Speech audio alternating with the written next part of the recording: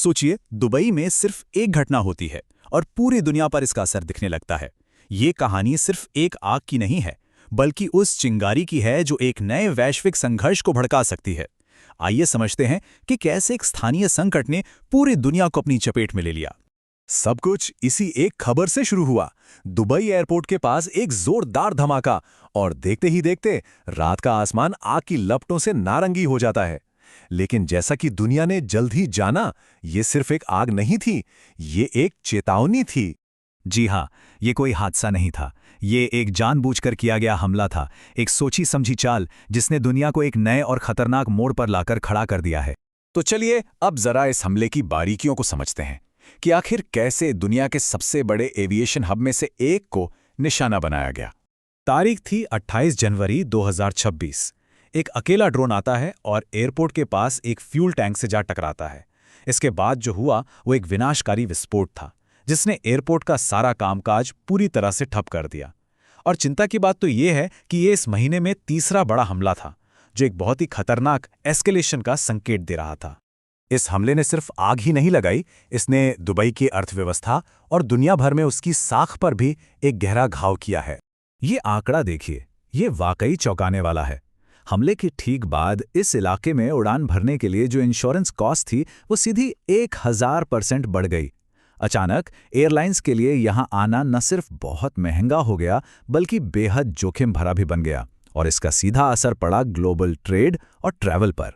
Dubai की अर्थव्यवस्था, जो पूरी तरह से टूरिज्म और कनेक्टिविटी पर टिकी है, उसे हर दिन अरबों डॉलर का नुकसान होने लगा। मतलब ये हमला सिर्फ एक इमारत पर नहीं, बल्कि दुबई के पूरे इकोनॉमिक मॉडल की नींव पर किया गया था। और नतीजा ये हुआ कि रियल एस्टेट मार्केट धड़ाम से गिर गया, सारा निवेश रुक गया और हजारों विदेशी नागरिक अपने प्राइवेट जेट से शहर छोड़कर भागने लगे। पूरी दुनिया में एक ही संदेश गया, दुबई अब सुरक्षित नहीं रहा। तो अब थोड़ा पीछे हटते हैं और बड़ी तस्वीर को देखते हैं। सवाल यह है कि ईरान ने इतना आक्रामक कदम उठाया क्यों, और निशाना दुबई को ही क्यों बनाया? देखिए, ईरान इस वक्त एक बेहद मुश्किल दौर से गुजर रहा है। देश के अंदर सुप्रीम लीडर की हत्या के बाद राजनीतिक उथल-पुथल मची हुई है, और देश के बाहर अमेरिकी प्रतिबंधों ने उसकी अर्थव्यवस्था की कमर तोड़ दी है। ऐसे में नई लीडरशिप के लिए अपनी ताकत दिखाना ही शायद एकमात्र रास्ता बचा था। और सबसे अहम सवाल यही है, दुबई को टारगेट इसलिए किया गया क्योंकि ये दुनिया भर के इन्वेस्टर्स और पश्चिमी कंपनियों का गढ़ है। यहां हमला करने का मतलब था सीधे सीधे अमेरिका और यूरोप के फाइनेंशियल हितों पर चोट करना।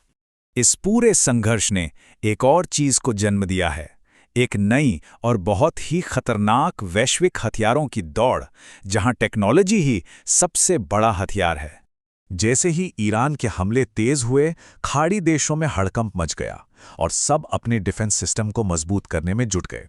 सिर्फ 12 दिनों के अंदर लॉकहीड मार्टिन और रेथियॉन जैसी पश्चिमी कंपनियों ने $16.5 बिलियन से ज्यादा के मिसाइल डिफेंस सौदे फाइनल कर लिए।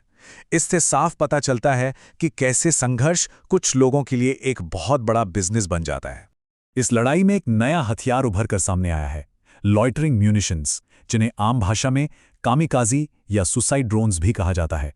ये ऐसे ड्रोन हैं जो विस्फोटक से लैस होते हैं और सीधे अपने टारगेट से टकराकर खुद को उड़ा लेते हैं।